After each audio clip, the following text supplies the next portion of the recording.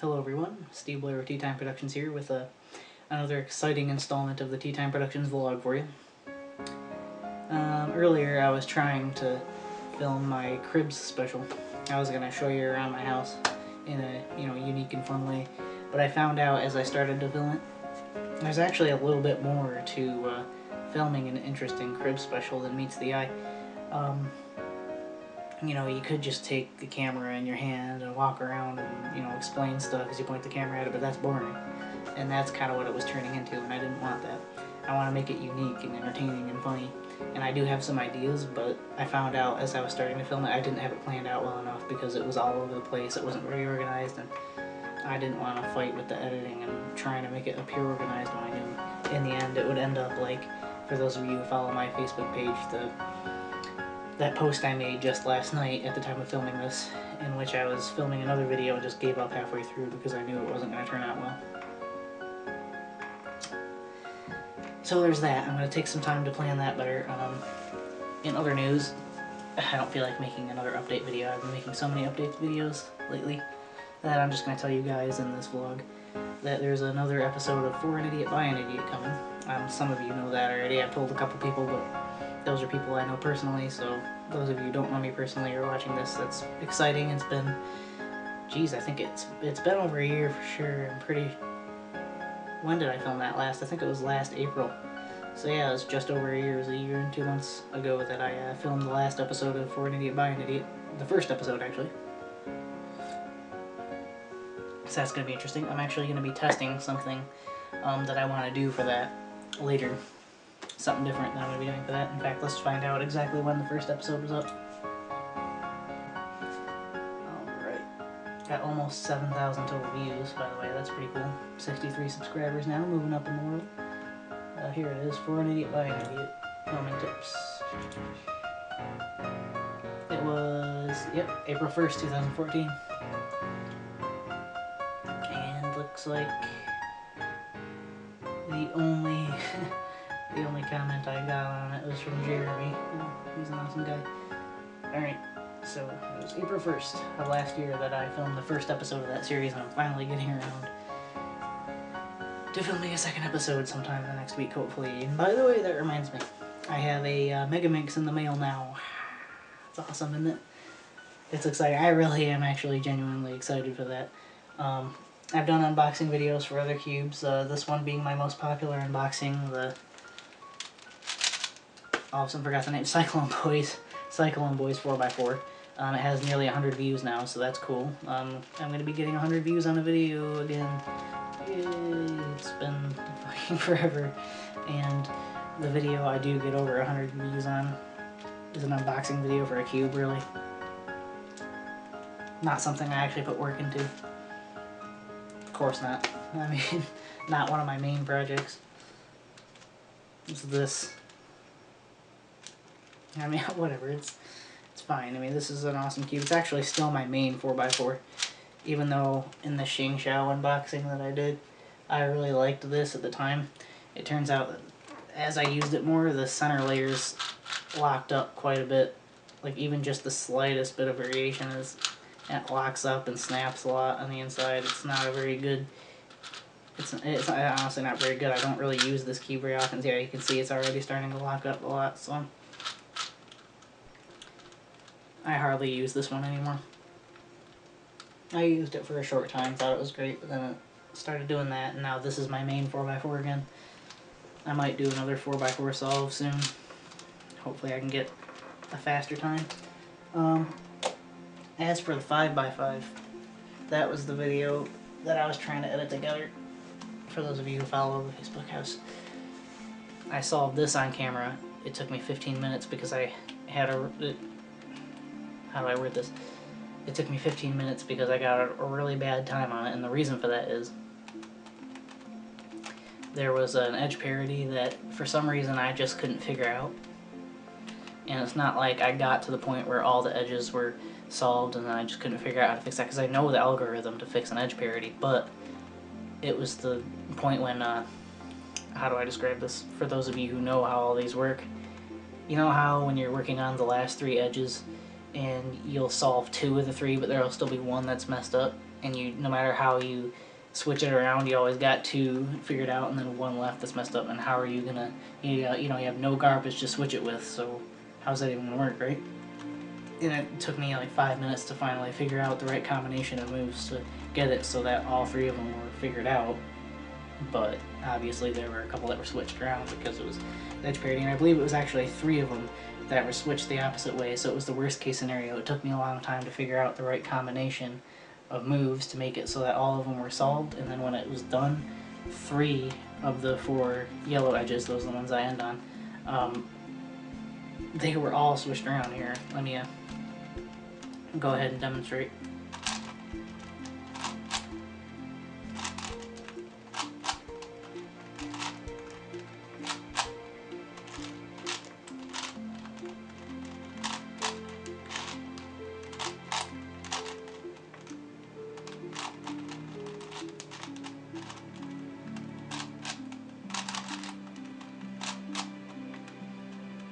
There you go.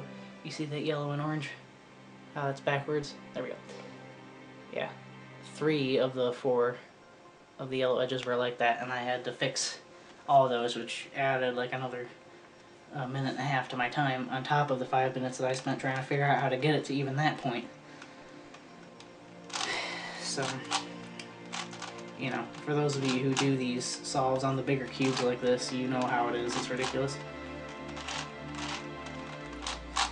But yeah, so, you know, that was going on. I think it's this way, actually. Yep, there we go. I shouldn't talk while doing that algorithm. It's a very difficult algorithm. But, there you go.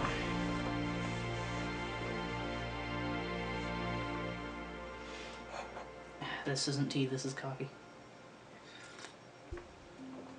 I'm not sure if I put that in text earlier or not. Whatever.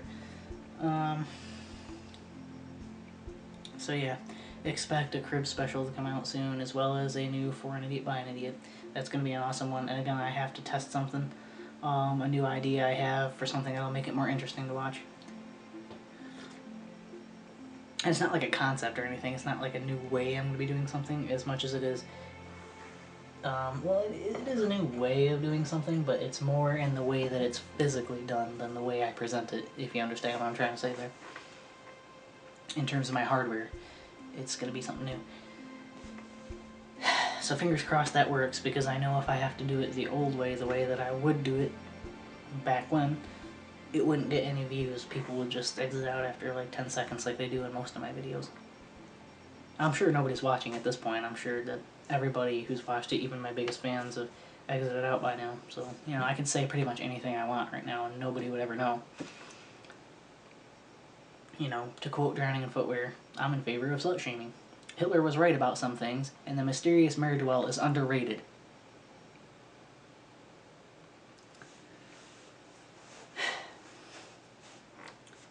Alright, well, if you've made it this far and you heard me say that, go ahead and type the words horseshoe finale in the comments, so I know that people actually watched this far. You know, there was one day about, it was a week or 2 weeks ago, I can't remember, I think it was 2 weeks ago, that I wish I had my camera on me when I went out, because I went to a Bible study with my mom, and then we were going to go to lunch afterward, and it was going to be a good day out with my mom, you know, spend some quality time with some family, and we were in the middle of the Bible study. There was some kind of intermission in the middle, so I went out into the kitchen there at the church to dump out my coffee, and I looked up. There's a window like right in front of the sink there. I look up and there's a horse, like I mean literally there's a horse standing right outside the window, just staring at me right through on the other side of the glass. And I was like, there's a horse outside. Turn around, everybody. And this woman there named Carol was like freaking out. There's a horse out there. So we all went out there. Apparently there's a farm behind the church, in which these people own a bunch of horses. And there was a hole in the fence, and they had all gotten out. There was like 6 or 7 of them. I made a joke that it was the main 6 that were running around out there. And we ended up having to, because we couldn't round them all up ourselves, we had to call the police, and them, along with some other people who had owned horses in the town, came in and we all wrangled them up eventually and put them back in there, but it would have been interesting to film a bunch of horses that escaped and were wandering through the church property. I almost got trampled by one of them too, so that was interesting. There was a mother with her baby that were still on the inside of the pen when we found the hole. We were all standing at the hole in the fence, you know, all going like this, their arms out trying to keep her in. And apparently the mother didn't like how close I was to the baby, even though they walked up to me. I didn't walk up to them, but you know, animals don't really think logically like that. And so the mother just charged right at me, and I mean, I was trying to stand my ground because I thought they would, but nope. Came right at me. I mean, got like that close, and I jumped out of the way and then just didn't even miss a beat. Didn't slow down at all, just ran right past. So I think that thing would have bowled me right over. It was big. I was looking up at that horse too. It was a big horse. It's like Celestia sized, you know, it was big. So that would have been awesome to get all that on camera. Probably would have gotten some views, you know, horse escape in Pellerville or something like that. And then after all the horses escaped, the entire farm started escaping. There was a goat and a pig that made it out too, I think. Can't remember. It was an interesting, eventful day. So that would have been interesting.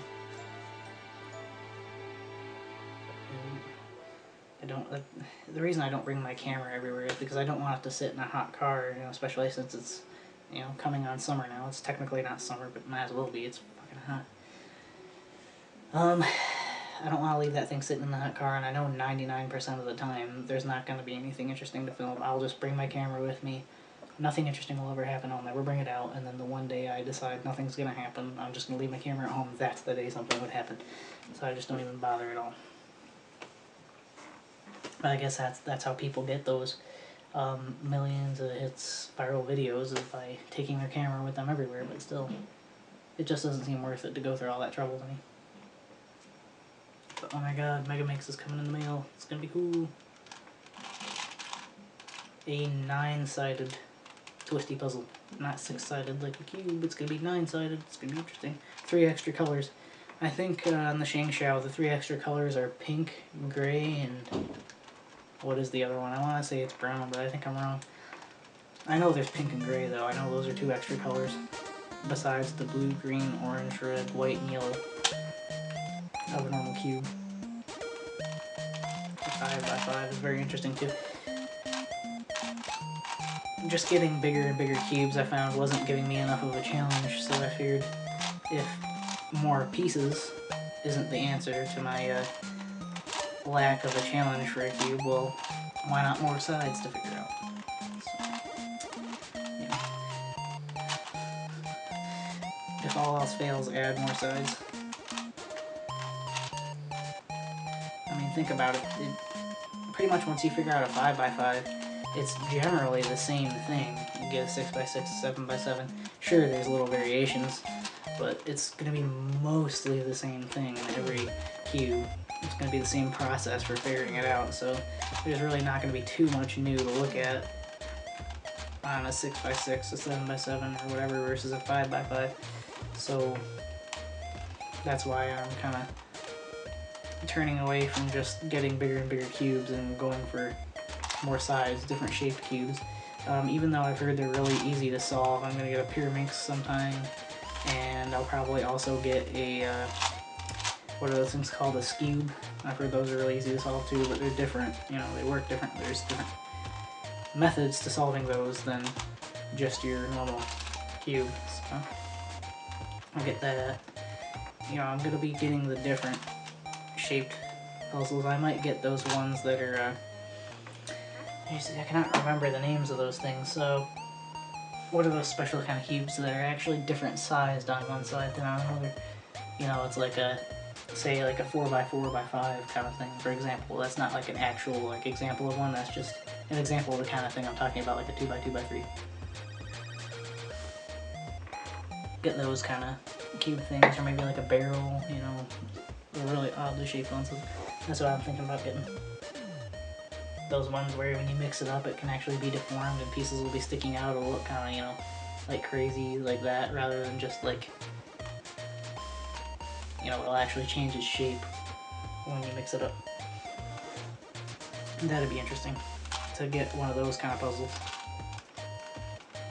Because these are not that much of a challenge to me anymore. Sure, they're time consuming. This thing takes a long time to solve, but it's not very hard. You know, once you know how to do it, it's not very hard, so. I'm sure to the person, the untrained eye, to the untrained eye, this is like an impossible task to complete, but it's really not that difficult. So we'll see what goes on. I'm going to try something out with this. If it opens, there we go. Alright, so my idea was somewhere on here, I don't remember exactly where it's at. Somewhere in this program there's a record video button.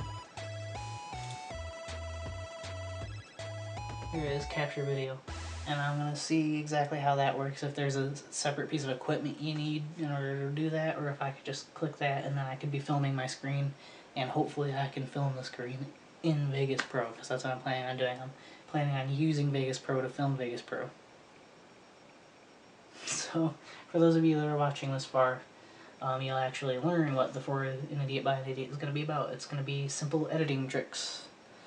So, if you're new to editing, if you're a novice editor, this will be definitely the video for you, because it'll be a beginner's editing tutorial kind of thing, presented in a funny manner.